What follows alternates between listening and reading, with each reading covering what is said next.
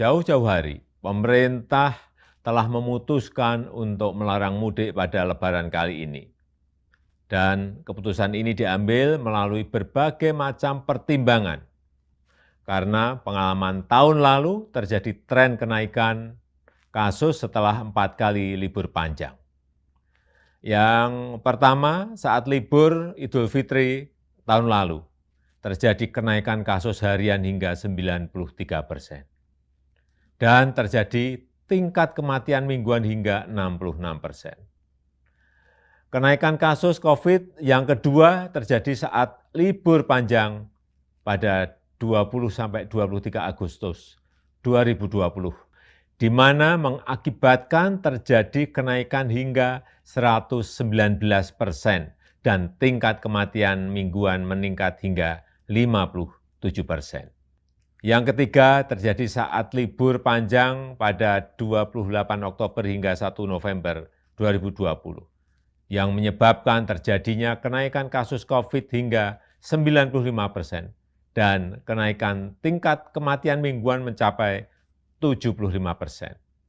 Dan terakhir yang keempat, terjadi kenaikan saat libur di akhir tahun 24 Desember 2020 sampai dengan 3 Januari 2021, mengakibatkan kenaikan jumlah kasus harian mencapai 78% dan kenaikan tingkat kematian mingguan hingga 46%. Untuk itulah pada Lebaran kali ini pemerintah memutuskan melarang mudik bagi ASN, TNI, Polri, pegawai BUMN, karyawan swasta, dan seluruh masyarakat. Bapak, Ibu, dan saudara-saudara yang saya hormati, saya mengerti kita semuanya pasti rindu sanak saudara di saat-saat seperti ini, apalagi di Lebaran nanti. Tapi mari kita utamakan keselamatan bersama dengan tidak mudik ke kampung halaman. Mari kita isi Ramadan dengan ikhtiar memutus rantai penularan wabah demi keselamatan seluruh sanak saudara kita dan juga diri kita sendiri dan seluruh masyarakat. Mumpung belum dilarang, mudik sekarang. Mungkin itulah yang ada di benak warga Indonesia yang ingin pulang ke kampung halaman setelah tahun lalu dilarang pemerintah akibat pandemi COVID-19. Sebagian warga juga merasa direstui untuk mudik lebih awal ke kampung halaman.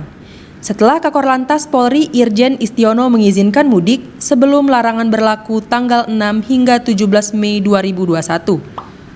Namun, Ketua Satgas Penanganan COVID-19 Doni Monardo justru tegas, melarang warga mudik baik lebih awal atau tidak untuk mencegah kenaikan kasus corona di daerah.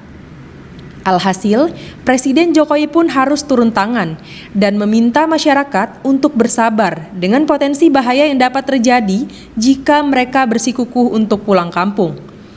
Namun hanya sebatas himbauan. Tidak adanya sanksi tegas membuat masyarakat tetap nekat mudik ke kampung halaman. Inkonsistensi pemerintah dalam mengeluarkan kebijakan larangan mudik pun seperti tumpang tindih peraturan yang satu dengan peraturan yang lain. Nampaknya menjadi permasalahan utama yang membuat masyarakat kebingungan akan patuh atau tidak dengan larangan mudik 2021.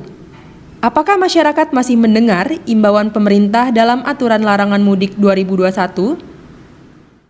Halo Pisarek News, kembali lagi bersama saya Tia Heriska. Kali ini saya bersama dengan Mas Paksi Septian. Gimana kabarnya Mas, sehat? Sehat. Sehat-sehat ya. Iya. Jadi kali ini kita bakal mendiskusikan dan berbincang-bincang mengenai pemberitaan yang lagi hangat banget nih Mas di media sosial, yakni tentang larangan mudik 2021.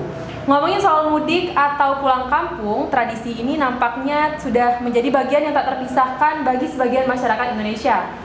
Menjelang Lebaran, masyarakat perkotaan khususnya akan berbondong-bondong pulang ke kampung halaman merayakan mudik Lebaran bersama keluarga. Namun nampaknya tradisi itu tak bisa dilakukan pada tahun ini karena pemerintah memutuskan untuk melarang mudik 2021.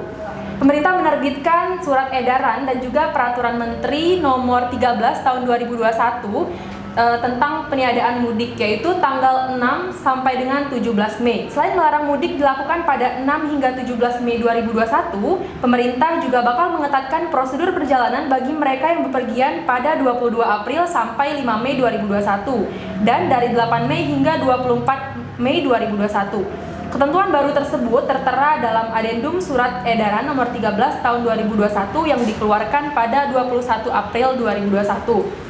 Jadi ngomongin soal tadi nih Mas, masyarakat kita ini sedang kebingungan gitu. Kira-kira boleh nggak sih mudik tahun ini? Kalau misalnya ngelihat dari surat edaran ataupun peraturan menteri yang sudah diterbitkan. Kalau misalnya ngebahas tentang surat edaran dan juga peraturan menteri, sebenarnya kedudukan dan juga kekuatan hukum dari surat edaran dan peraturan menteri dalam hierarki peraturan perundang-undangan itu seperti apa, Mas? Terima kasih Mbak. Kalau misalkan membahas mengenai peraturan menteri dan surat edaran itu, kita harus mengacu pada Undang-Undang Nomor 12 Tahun 2011, di mana di dalam pasal 7 telah disebutkan bahwa hierarki perundang-undangan dari yang pertama itu ada namanya Undang-Undang Dasar sampai yang terendah ada namanya Peraturan Daerah, Provinsi, Kabupaten, Kota. Nah, dalam hal ini peraturan menteri yang saya bahas mengenai peraturan menteri itu sudah diatur juga di dalam pasal 8-nya yang pada pokoknya itu peraturan yang dikeluarkan oleh menteri terkait. Nah, maksudnya adalah itu peraturan menteri tersebut yang dalam hal ini dilakukan oleh Menteri Perhubungan. Nah, kalau misalkan untuk surat edaran tersendiri itu tidak ada namanya diatur di dalam Undang-Undang Nomor 12 Tahun 2011. Nah, kalau misalkan peraturan yang tidak diatur otomatis secara hukum itu tidak berlaku maksudnya tidak mengikat bagi semua pihak. Dan kalau misalkan surat edaran itu sendiri juga telah diatur secara khusus di dalam Permen PAN RB nomor 80 tahun 2012, di mana itu surat edaran itu hanya sebatas penghimbauan. Nah, kalau misalkan kalimat penghimbauan itu konotasinya adalah menghimbau untuk internal. Jadi hanya peraturan yang untuk mempertegas yang belum pasti di peraturan yang lebih tinggi. Makanya ada namanya surat edaran dan itu pun hanya untuk internal, bukan untuk nasional. Seperti itu, Mbak. Berarti Mas, kalau misalnya surat edaran itu sendiri tidak mempunyai kekuatan hukum, lantas jika memuat sanksi, apakah sanksi tersebut dapat diterapkan? Kalau misalkan sanksi ya, nah sanksi itu kan biasanya itu ada di peraturan menteri atau di undang-undang ya. Okay. Kalau misalkan di surat edaran karena ini tidak adanya dasar hukum di peraturan Undang-Undang Nomor 12 Tahun 2011, maka sanksi itu juga tidak mengikat. Tapi kalau misalkan undang-undang mengatur mengenai sanksi apabila melanggar, otomatis yang mengikat adalah sanksi dari peraturan perundang-undangan yang sesuai di pasal 7 dan pasal 8. Okay. Tapi kalau misalkan di surat edaran itu tidak akan mengikat bagi masyarakat apabila melanggar ataupun melaksanakan kewajibannya. Seperti itu sih, Mbak. Berarti Mas, seharusnya pemerintah jika ingin mengatur sanksi tersebut agar ditaatin oleh masyarakat luas harus menggunakan produk hukum apa, Mas, jika melihat dari hierarki peraturan perundang-undangan tadi? Kalau misalkan melihat dari hierarki kembali, itu sebaiknya pemerintah itu mengeluarkan peraturan terkait instansi yang terkait maksudnya. Jadi artinya itu apabila misalkan polisi, Korlantas membuat suatu surat perintah kepada bawahannya, nah berarti semua yang ada di jalan raya itu akan diawasi oleh Korlantas seperti itu. Jadi lebih baik membuat peraturan yang benar-benar terkait terhadap pekerjaan masing-masing bidang seperti itu, yang sesuai dengan di peraturan perundang-undangan di pasal 7 dan 8 di Undang-Undang Nomor 12 Tahun 2011, Mbak. Seperti itu. Oke, berarti disesuaikan dengan kebutuhan masing-masing instansi begitu ya? Betul. Kalau saya nggak salah nih Mas ya, kalau misalnya kita itu kan sebagai warga negara mempunyai hak azazi manusia gitu ya. Iya. Bahkan diatur setiap orang itu berhak untuk bepergian dan juga berpindah tempat. Nah, kalau misalnya mudik dilarang, itu kan berarti membatasi hak azazi manusia seseorang. Lantas kalau misalnya mudik tetap dilarang, apakah itu melanggar hak konstitusi masing-masing warga negara, Mas? Memang benar. Setiap masyarakat di Indonesia memiliki hak untuk berpindah dan bergerak. Namun kita juga harus melihat bahwa meskipun hak itu diatur di dalam pasal 27 Undang-Undang tentang HAM, kita juga harus melihat situasi real di negara kita dan global bahwa saat ini sedang ada namanya wabah COVID-19, di mana trennya itu dari tahun 2020 hingga 2021 saat ini masih tetap naik seperti itu. Jadi sudah benar bahwa adanya pembatasan untuk sementara seperti itu. Bukan selamanya, toh masih ada namanya pembatasan secara mikro dan berjangka seperti itu. Jadi tetap aja kalau misalkan kita fokusnya ke kesehatan, kita harus tetap mematuhi untuk kesehatan itu, bukan karena kita dilanggar haknya seperti itu. Jadi kita fokus untuk menjaga kesehatan sesama, seperti itu sih Mbak. Oke, berarti kalau saya nangkepnya nih ya, hak asasi manusia itu memang dimiliki oleh setiap orang, namun tidak bersifat mutlak begitu ya? Betul. Apabila sudah melibatkan masyarakat umum seperti itu. Tapi Mas, kalau misalnya ngomongin soal larangan mudik nih, kalau misalnya meski mudik dilarang, tapi kan seperti kita ketahui tempat wisata itu diperbolehkan. Iya. Sehingga muncul nih narasi-narasi di masyarakat kalau misalnya mudik aja dibolehin, maksud saya mudik dilarang tapi kok pariwisata dibuka gitu. Nah, jadi dengan dibuatnya kebijakan pariwisata dibuka, bukankah hal tersebut membuka celah gitu bagi masyarakat tetap dapat melakukan mudik? Misalnya nih saya bepergian naik mobil terus diberhentiin nih sama polisi katakanlah, mau kemana? Sebenarnya bisa aja dong saya jawab saya mau berpariwisata Pak, sedangkan sebenarnya saya itu mau mudik gitu. Nah, kalau misalkan mengenai itu Mbak, ya itu memang suatu kelemahan yang bagi pemerintah. Cuma yang saya tahu bahwa pariwisata itu untuk lokal, penduduk lokal seperti itu. Jadi pun bagi para penegak hukum sendiri pun akan dapat memudahkan membedakan ini pendatang atau memang penduduk lokal. Nah, fungsinya kenapa menurut pribadi saya, kenapa itu pariwisata tetap terbuka? Mungkin untuk pertumbuhan ekonomi masyarakat sekitar, dan karena masyarakat sudah dilarang mudik, otomatis mereka memanfaatkan fasilitas pariwisata lokalnya. Misalkan di Jakarta ada Ancol, ada Dufan seperti itu, makanya masih diberikan kesempatan untuk dibuka. Tapi kalau misalkan mereka keluar dari wilayah Jakarta ataupun masuk ke daerah Jakarta untuk menikmati pariwisata tersebut, tidak boleh karena ada larangan mudik tersebut. Nah, kalau misalkan Mbak mengatakan ada celah untuk bermudik, yaitu memang kelemahannya seperti itu, karena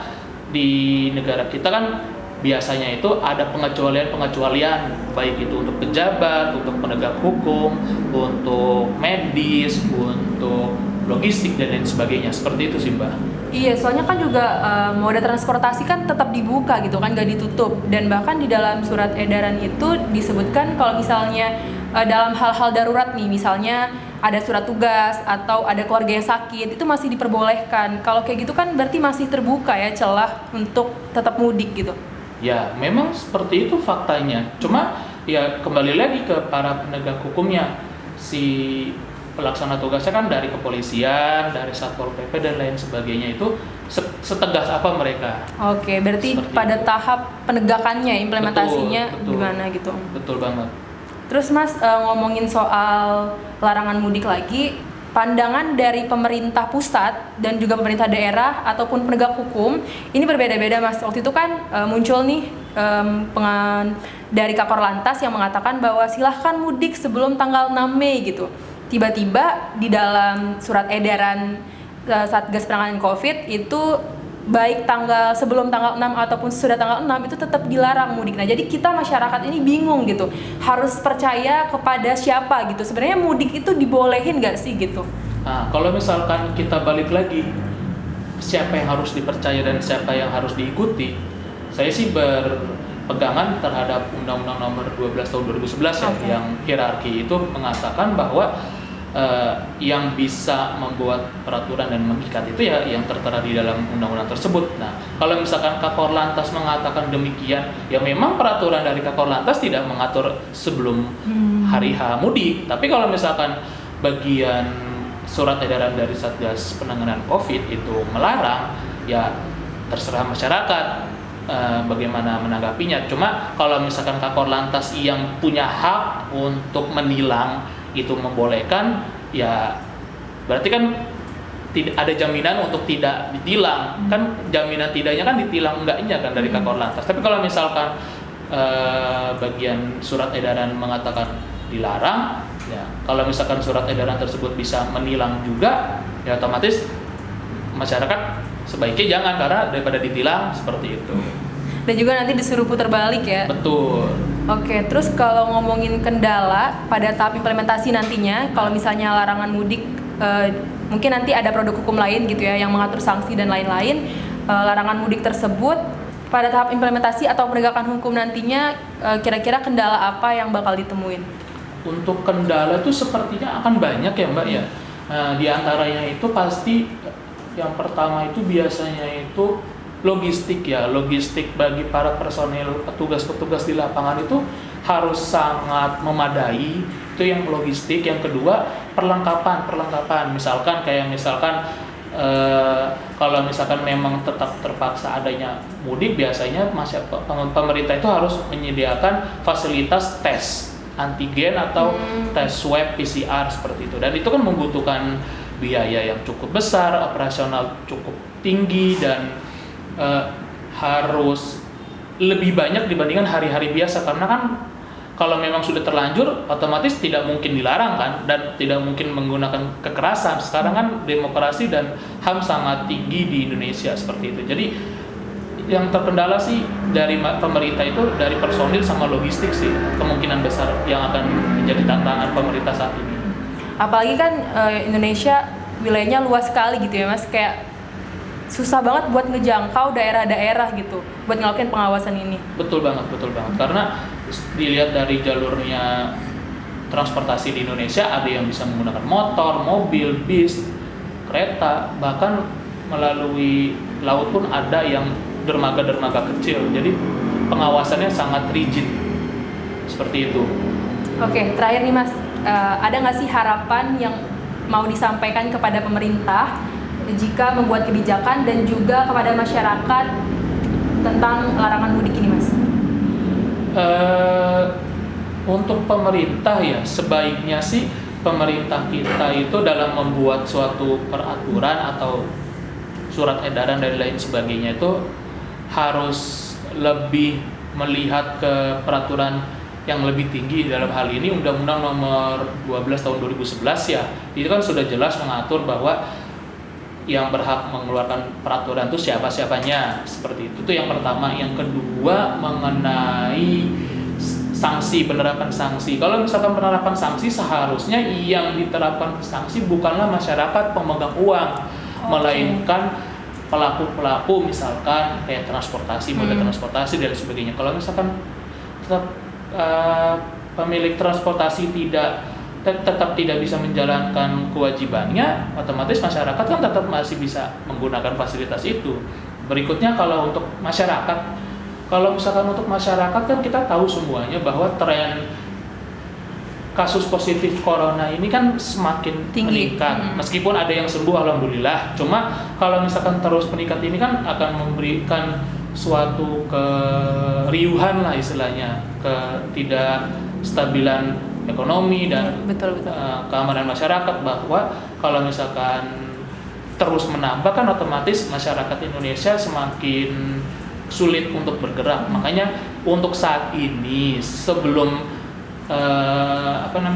kegiatan vaksinasi terlaksana semuanya, mohon kiranya masyarakat itu menahan diri. Betul, untuk menahan diri sampai minimal 50% lebih lah untuk melakukan vaksinasi seluruh masyarakat. Itu sih Mbak. Karena juga demi kebaikan kita bersama ya. Betul banget.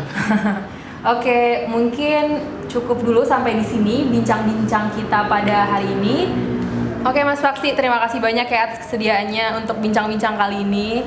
Ya, terima kasih kembali sudah mengundang saya, dan semoga saja penjelasan yang saya paparkan dapat mencerahkan, betul, meluruskan, betul, supaya masyarakat juga lebih aware terhadap corona yang saat ini yang masih positifnya masih banyak, seperti itu Pak.